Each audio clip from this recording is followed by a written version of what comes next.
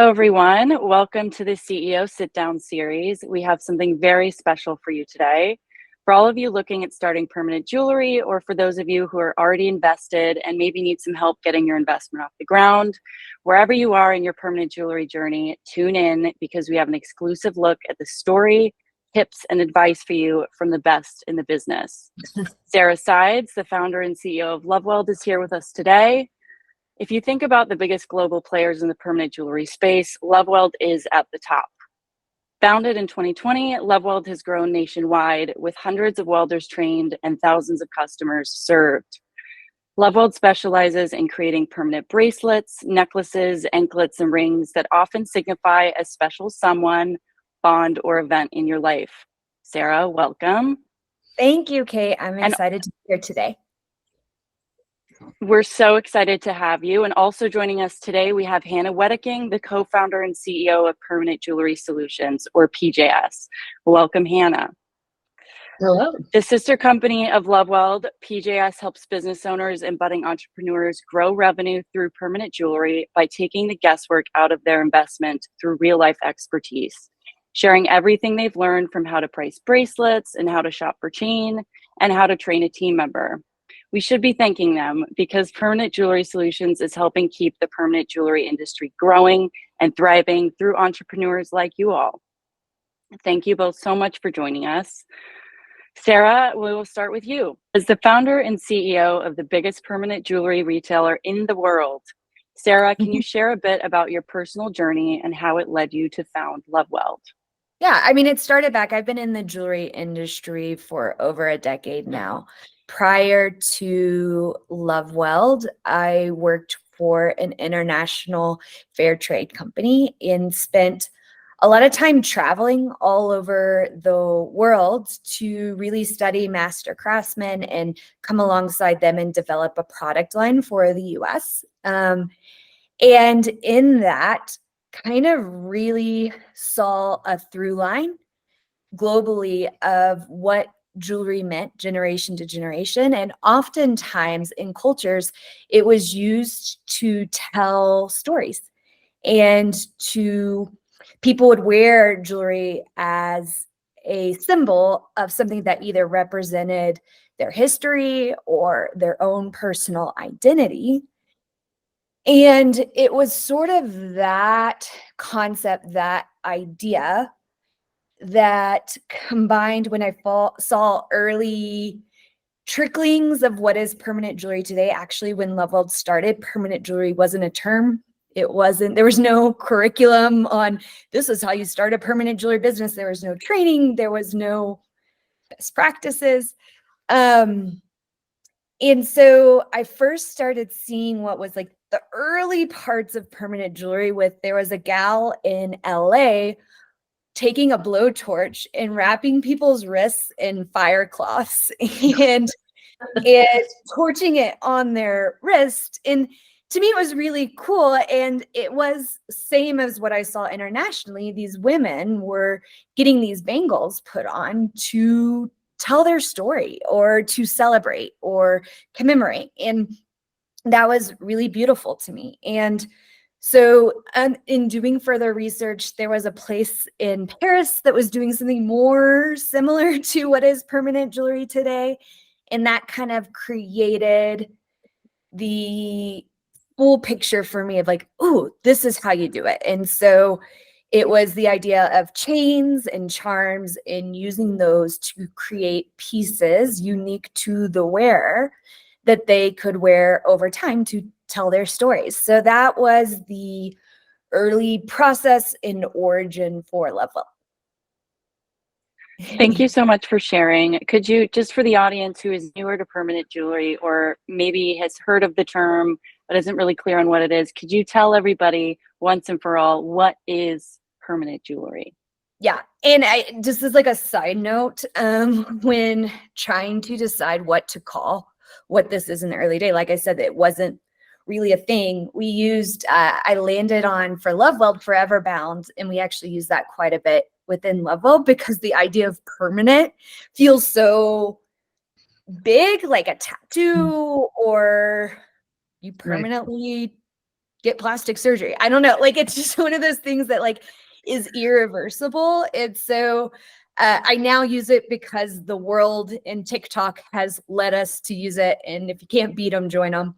But essentially, it is clasp-free jewelry that you wear, and it's bonded by an arc welder safely on the person. So no blowtorch. It's just a really neat modern technology that allows you to focus the energy that welds the bracelet together in a very safe and concise manner. And that is permanent jewelry. You can remove it if you want to or add a closure, but it is a fun idea that it lives with you for a long time.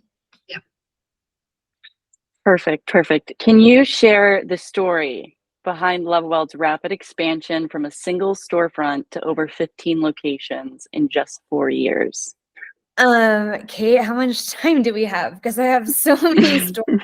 And one thing I just want to really, one thing I want to get across is that it's a lot of people's stories, and it was a lot of work and effort with a number of women that were passionate about storytelling, jewelry, crafting, and creating pieces, and really hosting connection is really the heart of the Lovewell brand. And so, but for the sake of people curious and to do something condensed, when starting Loveweld, I did not start it thinking it was going to be a national brand. In fact, I started in my garage studio.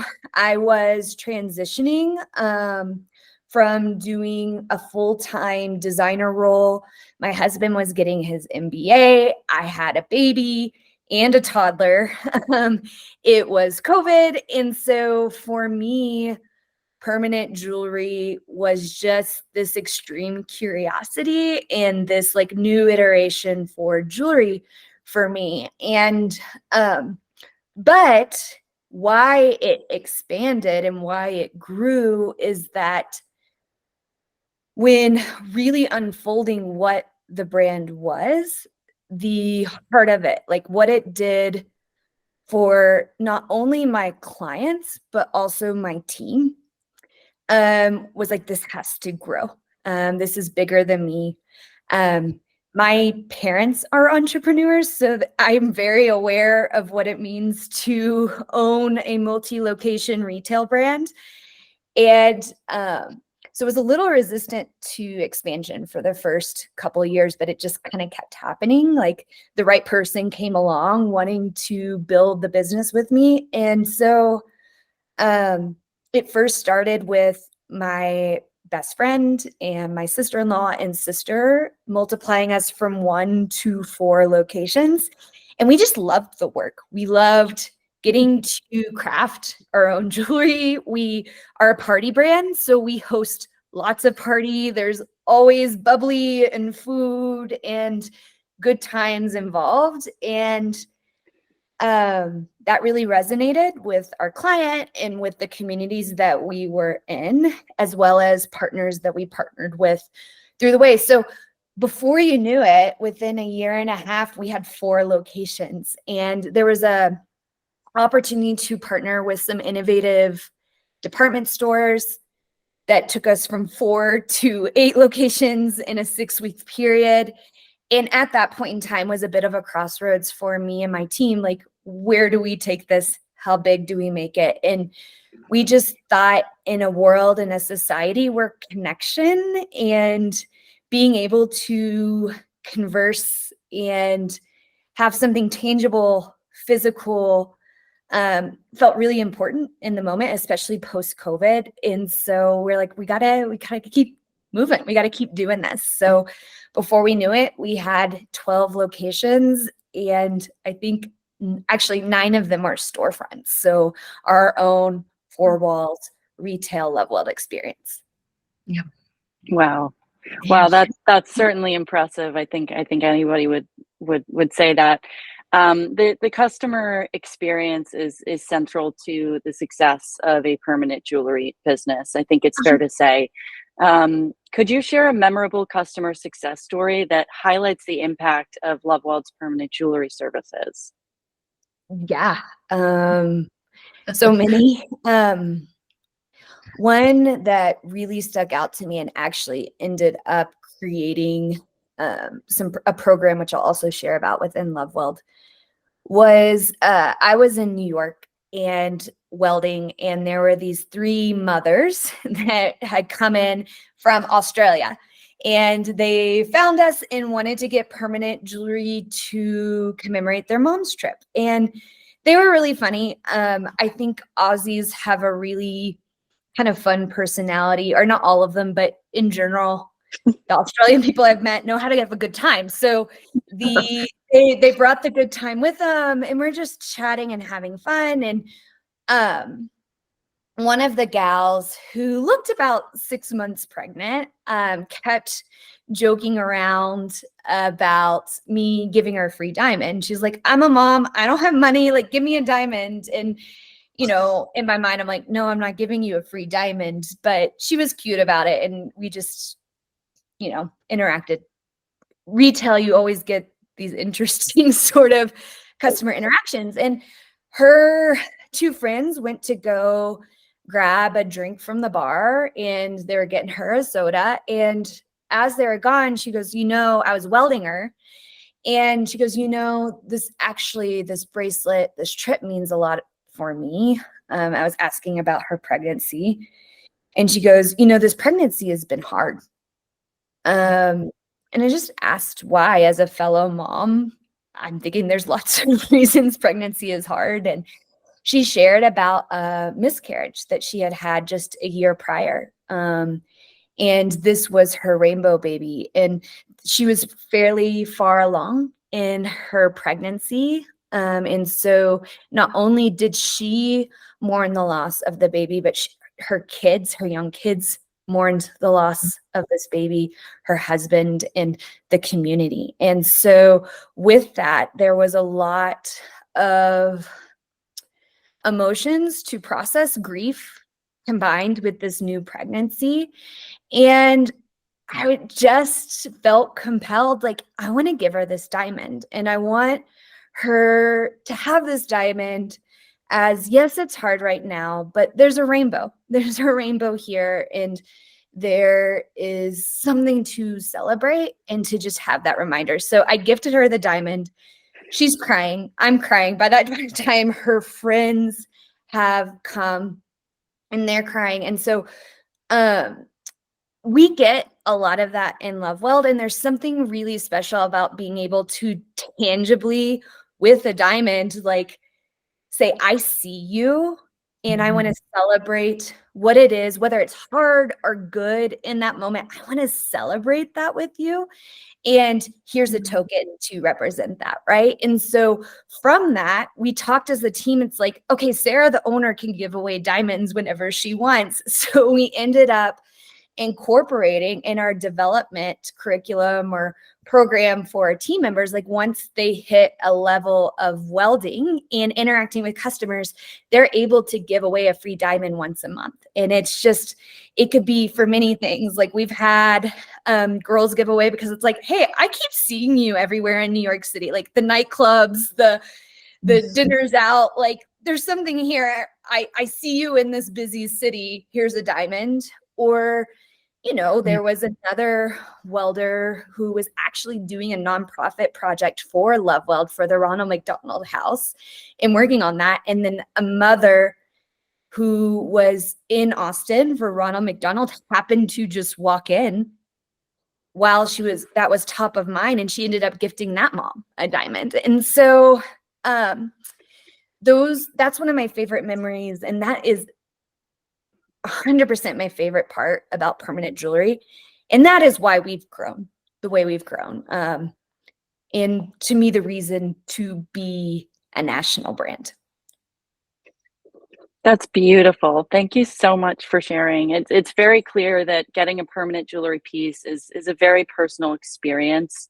What, in your mind, what are the primary reasons why customers are drawn to permanent jewelry? Well, and I'll be honest, there's also like the good portion of customers who just thinks it's fun and it's cool and it's novel and they'll just get a piece. So, and maybe the sentimentality never comes or it comes after the fact. But um, people get them for so many reasons. I've had BFFs who had failed tattoo experiences come in, like where one got the tattoo, the other one chickened out. And so they were decided, you know what, maybe we'll do the next thing. Let's get a permanent jewelry bracelet. So it's almost like a step down in commitment for than a tattoo. So we do it, we call it the 14K tattoo. I've had a lot of treat yourself moments with clients celebrating oneself. Those are some of my favorite, since it is so deeply personal. Mothers, daughters, lots of generational welds, just a promotion, loss. We've done a lot of commemorating a lost loved one. And yeah, there's the same reason you would get a tattoo, right? Could be a reason you would get a permanent jewelry piece. And people do that for so many reasons. Some people, it's because they're addicted to having gold on their arm and they want to have more of a stack. And in fact, I'll see a lot of people stacked with welds and stacked with tattoos. And it's just like they're constantly loving to express themselves on their bodies. Interesting. It makes me think, when you think about permanent jewelry and you think about business owners, thinking about starting permanent jewelry, it's like if somebody comes in and gets a permanent jewelry piece, is it one and done? Are they ever going to come back and get another piece? What would you say to that?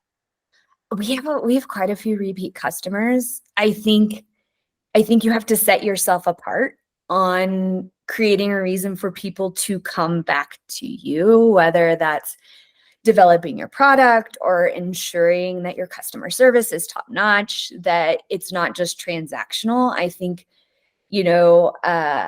that helps with people wanting to build their stack.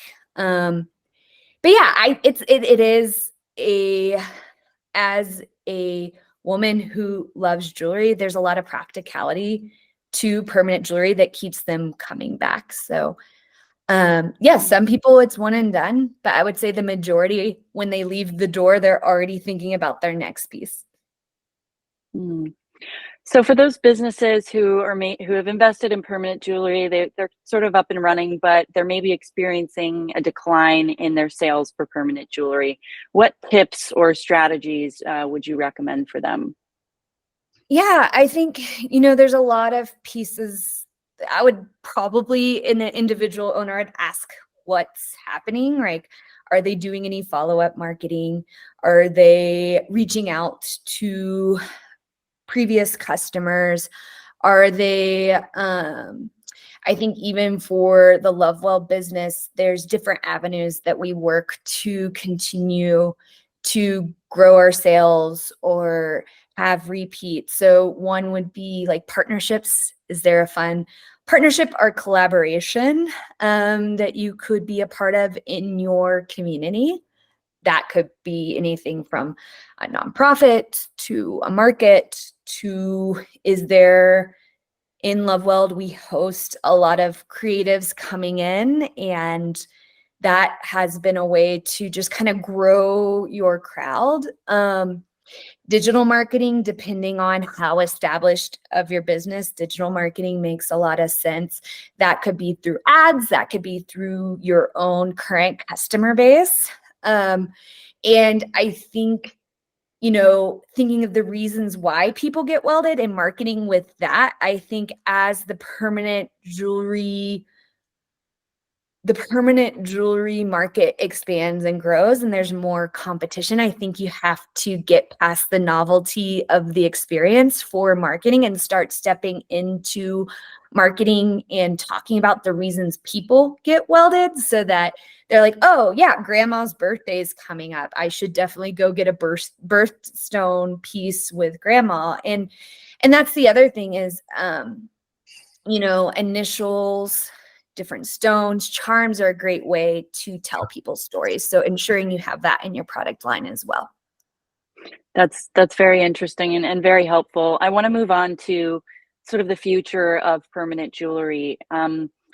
What emerging trends do you see shaping the future of the permanent jewelry market, and how does Loveweld work to stay ahead of the curve in terms of innovation and adaptation to industry trends as it continues to grow and expand?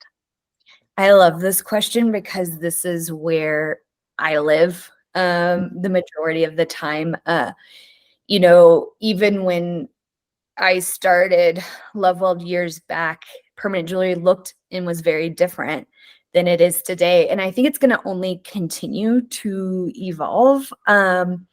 So where I see it going, as I see right now, I think the expression of permanent jewelry can be, it's like a very, I would say it's like its first round iteration. It's first draft. So like a simple chain, a simple charm. I see as it becomes more prevalent in the marketplace that companies will begin to start thinking of their own adaptation of permanent jewelry. So where things get a little more customized, a little more unique, where they're thinking about developing the components to tell their brand story. I know this is where Loveweld very much is. And I know for PJS, this is as well. I've been working with Hannah on their customization project and how can we help businesses create more custom components and things that fit their brand. So it goes beyond just like your basic chains and can be a little more developed. There's a lot. I have been talking to some tech companies about ways to apply technology to permanent jewelry. I think there are niches of permanent jewelry, like Loveweld is not going to speak to every single reason why someone would get permanent jewelry. And so I think there could be like religious reasons people get welded. I think there could be very practical. I could see medical sort of evolutions of permanent jewelry. I think it's endless. And I think we're just at the very beginning of what permanent jewelry is going to be. And I'm excited for those innovative minds that latch onto this, because I think there's a lot of open frontier to create your own pathway in this space. Beautiful. Thank you so much for sharing. So, Sarah and Hannah, many people may not know this, but you two are sisters. Could you tell us about what inspired you to establish Permanent Jewelry Solutions together? Yeah, absolutely. So I joined Loveweld kind of near the beginning, not at the very beginning, but near the beginning. And yeah, I come from a different background for sure. I don't come from jewelry. I come from more people, positions and things like that, which is what drew me to Loveweld. And I think through that, we just established so many connections with different people at different, I mean, my very first pop-up event, I was in Austin learning how to do all of this with Sarah, and we're at this amazing local Austin designers shop. And just like, I loved hanging out with the people that were working at this shop. And so I think just establishing these connections. It was Miranda Bennett. Thank you. I couldn't. Miranda Bennett. Bennett. Yeah, I bought a dress. I mean, just loved the women that were working there. And so we just, everywhere we go, I feel like that's just kind of what happens, is we establish connections with different people. And this happened with different business owners, and businesses were reaching out to Loveweld. We want this in our store. How can we get this permanently set up? These sorts of things, because permanent jewelry was very new, and we were there and we were doing the best that we could. And so people were reaching out to us. So through that, Sarah and I really started thinking about, okay, what does this look like?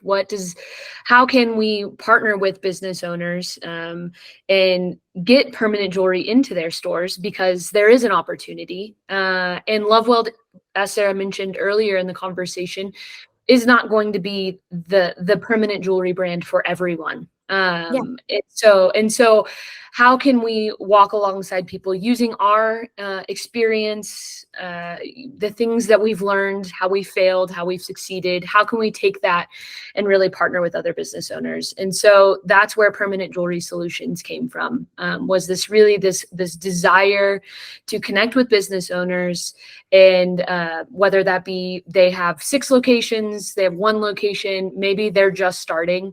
But anybody who's wanting to get started with permanent jewelry, how can we take all of our experience, box it up, and assist them with that, and make that an opportunity for them to really take permanent jewelry by the horns, if you will. So essentially, PJS is us giving 4 years of hard knocks, packaging and what we've learned, and hopefully people will not have to have the same customer safety product problem solves that we have, and we want to expedite it. We think that this concept in jewelry is really important and empowering for the people providing the service, and so we're excited to be able to do so through our wholesale arm. Yeah.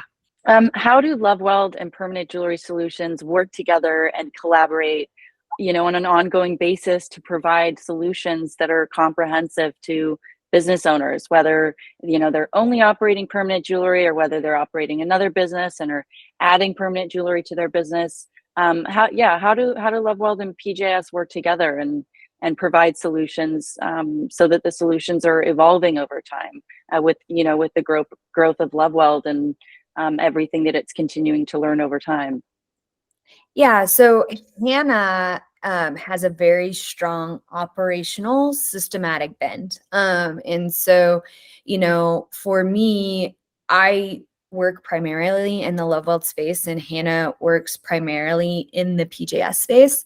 And so how Loveweld supports PJS is through the learnings that we have being a multi-location all over the US sort of view into the customer side of jewelry. And so that is where Hannah really comes to the Lovewell team to really understand what that looks like.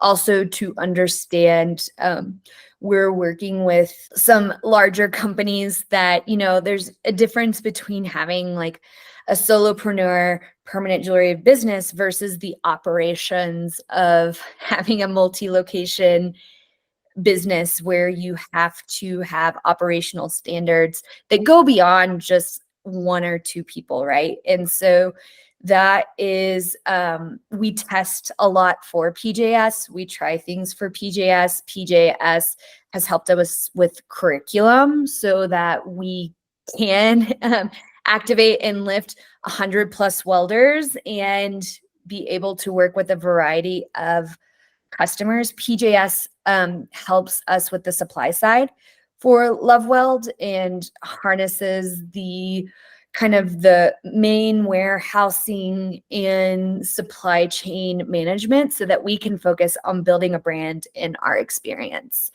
Hannah, is there anything else you would want to add there? I think you covered a lot of it. I think the big thing is, Sarah and I talk probably every day. And so I think that we are able to kind of really look at this together, look at both Loveweld and PJS together. And I think we've learned so much through Loveweld and just trial and error. And so things like pop-up events and any type of pop-up event that any of our customers are at PJS are going to be attending, we've more than likely done it, or we've tried to do it, or any of those sorts of things. So I think really it's more of just the crossover of experience. We've been there, we've been able to operate as a retail company. And so we've learned so much. And so a lot of it is just sharing that information.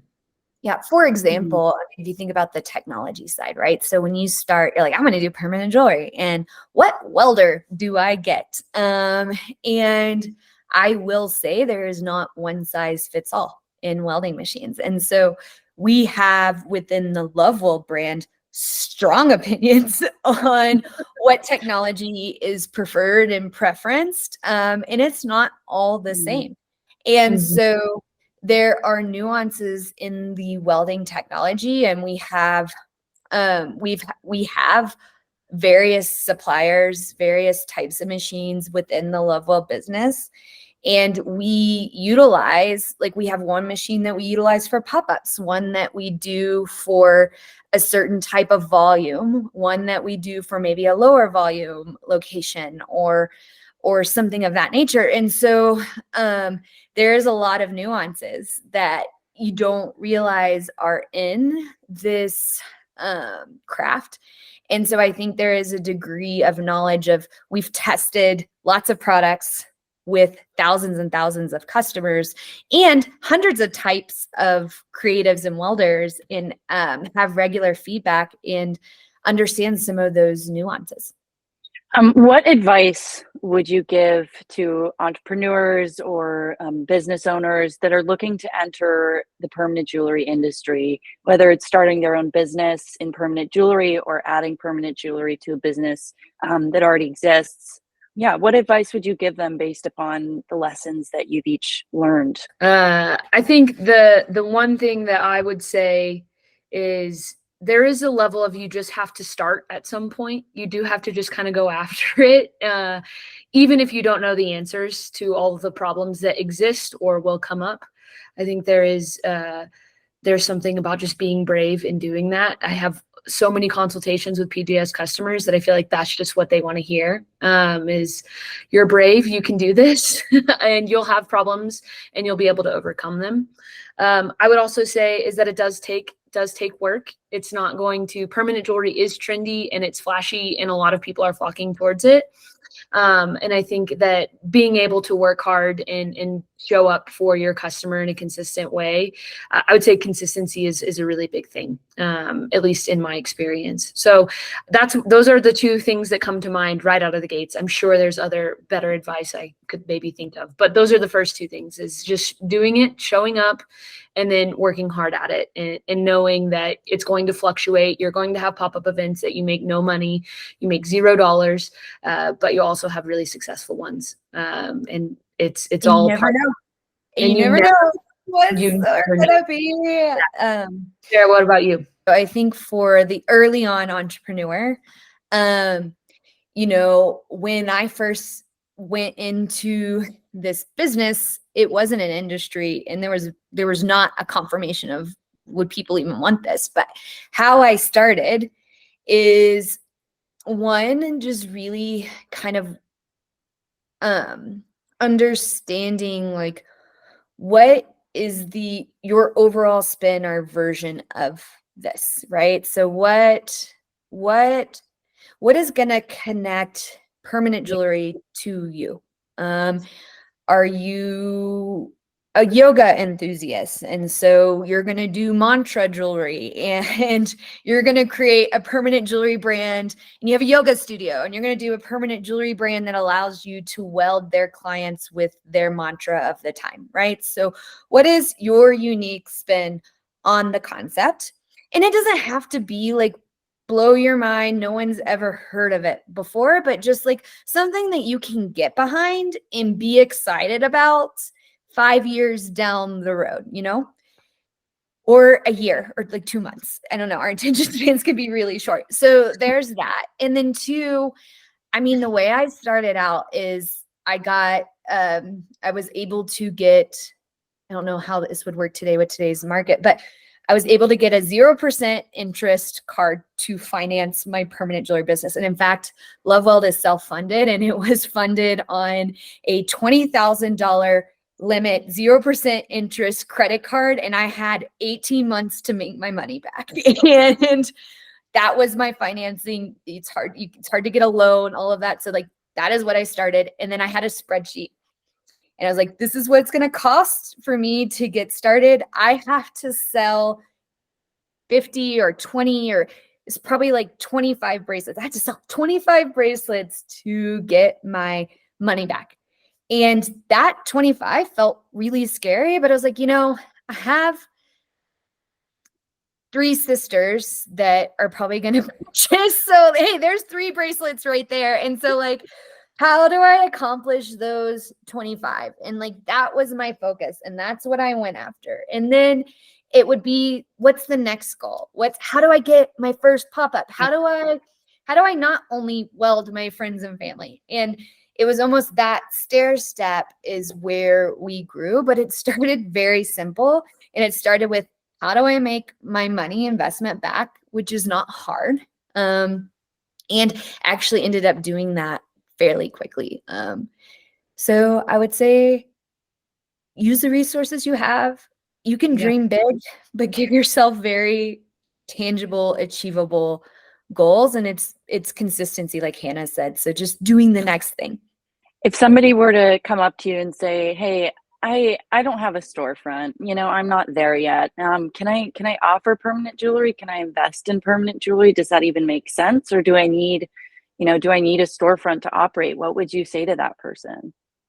I mean, one of the biggest permanent jewelry brands out there is Link by Lou, and it's all through home shows and pop-ups. It's so they, like Love Weld, are very early on the map and multiplied very quickly. And there's no storefronts, and they're in multi-states and have a lot of women welding in that business entity, and they haven't invested in any storefront. So I think what's nice is you could kind of pop up anywhere. Absolutely. And the nice thing about permanent jewelry too, if you've never even been around it, just very practically, the equipment is very easy to transport, to put in your car, and jewelry is, chain is pretty small. So it's not like you're having to lug around an entire storefront, but you actually only need about, you need a table to be able to weld and to do this. So you definitely do not have to have a storefront to be able to have this service. So we're going to move on to quality assurance. People are out there, they're thinking, okay, I feel pretty good about permanent jewelry. I'm interested in this. I think I'm ready to go ahead and get started. When they're shopping around for permanent jewelry providers, let me ask you this: how does Permanent Jewelry Solutions ensure the quality and standardization of training and services provided? This is so important. Having been in the jewelry industry for over a decade and doing production development, working with craftsmen all over the world, quality of production, which the welder in this instance is producing the piece. So that means the training for the actual welding process is very important and thorough. And it's important to know all the nuances of creating your piece. And our curriculum has been developed on lots of feedback from customers, from welders, and evolved and tailored. So there's that. And then the product piece is essential. So I would say the trend's only going to get you so far. So if someone comes to you and they get excited about the permanent jewelry piece, but then the quality of the weld or the jewelry piece isn't as promised, that will greatly decrease the chances of someone coming back, right? So if you want to create a sustainable business with a loyal customer and a brand that people want to share with their friends and family, it is vital that you are working with quality product. And that is something that in Love Weld, we were very slow to roll out product because we want to test, we want to make sure we are very careful about our suppliers that we work with, and the same with PJS, right? So with it not being able to come off, it's very vital that it is of high quality material. Mm-hmm. Yeah. And there have been we could give you example after example of chain or product that we have not sold or we've taken off of the market because we didn't feel good about the quality. And so we are monitoring that both on Love Weld and PJS's side very closely.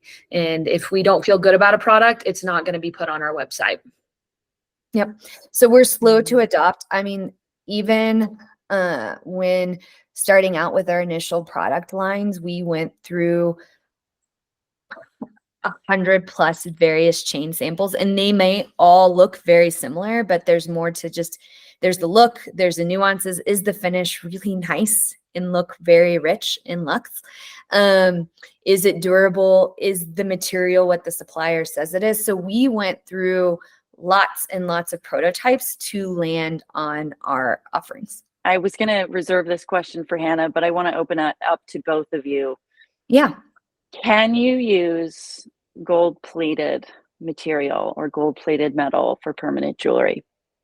You can use anything for permanent jewelry. Like realistically, you can. Like, you could weld on a stainless steel chain. Like, you could do anything. Would I recommend it?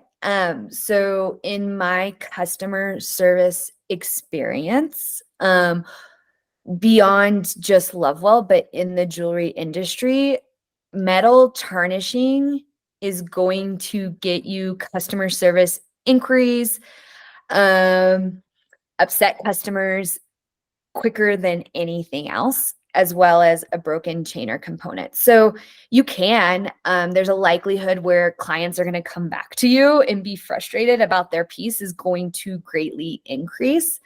You know, there are different metal qualities. I think sterling silver is an amazing option because it's polishable. It's a low cost metal. Also, gold fill is an amazing hybrid. Vermeil for more customized components that are one of a kind. Gold fill has a lot of limitations because it has to be done in a factory setting. And so it's usually for like more mass produced products. So then you have Vermeil, which is a sterling silver base that has a very, very thick plating. So it's kind of your artisanal gold fill in a way. Is a great alternative. Gold plated, Vermeil and gold fill are actually a gold plating. Gold plated is a very vague term, and there is no, when someone says something is gold plated, there is no regulation on how much plating is on that piece. And so usually what it means is that it is flash plated in gold, meaning that whatever factory or producer has applied just the minimal amount of gold, oftentimes on a base mixed metal. It could be copper, brass, just like a hybrid. It could contain not such great metals that you might not want to put on your skin. So there's not regulation around that term. So it could be just like a teeny tiny piece of gold that could wipe off in 2 days, you know? So Right. I would recommend someone who is not welding children, like, and like someone who really cares about the quality of piece to step away from gold plated. But you can do it. Yeah. And there's probably an instance where it makes sense. Yeah. Yeah. And I think too, I think it's really important to set the right expectations for your customer as well. I think making sure that they know what they're purchasing. So if they are getting a gold plate piece, just making sure that they know what gold plate means, those sorts of things can help alleviate some of those customer inquiries. However, I do think, I think people want these things to last. They're investing in something that they want there. So, and then I would also say with what you're actually welding during the welding process is a jump ring most of the time. Sometimes you're welding the chain, but it's a jump ring.